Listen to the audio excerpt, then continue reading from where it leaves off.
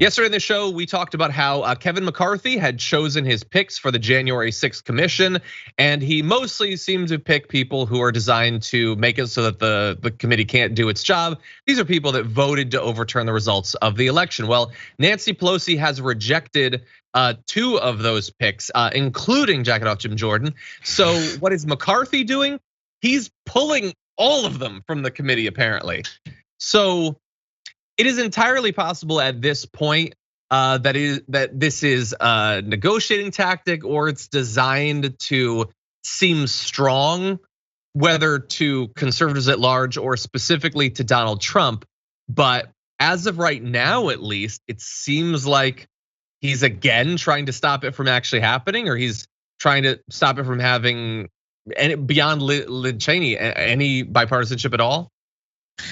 Of course. Also, the point is also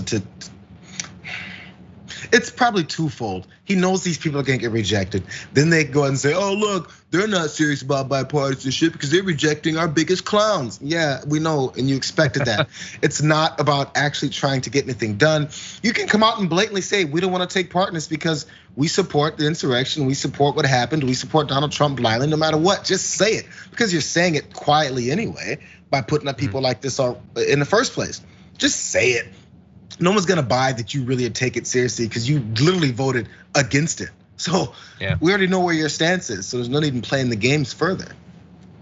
Well, yeah, I look, at this point, I don't even know if the games are gonna happen. He says that, unless she reverses course, they're out, they're done. And he also says Republicans will not be part of their sham process and will instead pursue our own investigation of the facts. Oh, well, that's good. Good. Well, I mean, because JR, you want answers, they're gonna be looking for them. I'm sure they're gonna produce tons of answers, but Jim Jordan, unshackled from this committee, independently searching for the news, like Darkwing Duck, he's gonna crack this mystery. Kind of doubt. I actually prefer Chip and Dale's Rescue Rangers though, but I do too, actually. So look, we're gonna have to wait and see again. Is she gonna back off? Look, let's get a prediction from you. I kind of have a hard time believing that she is gonna be like, oh, okay, now I'll let Jim Jordan on. I would have believed maybe that she'd let him on, but once she says no, them pulling out entirely, is she really gonna backtrack? It doesn't seem like something she would do.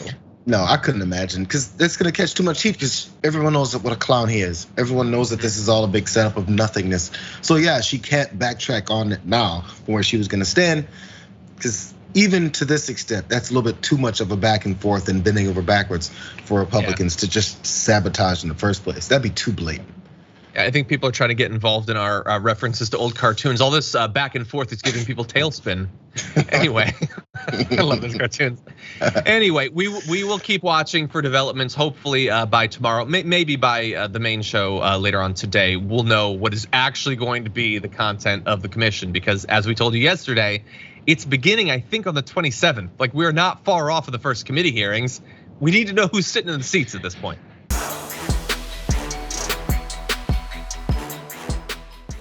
Check out the Damage Report podcast each day, wherever you get your podcasts, whether Pocket Casts or Stitcher or iTunes. You can join me as I give you the news and stories you want, with a range of co-hosts and interview guests jumping in on the fun each day. Again, that's the Damage Report, wherever you get your podcasts. And if you get them at iTunes, don't forget to rate and review. Sometimes I'll read them live on the show.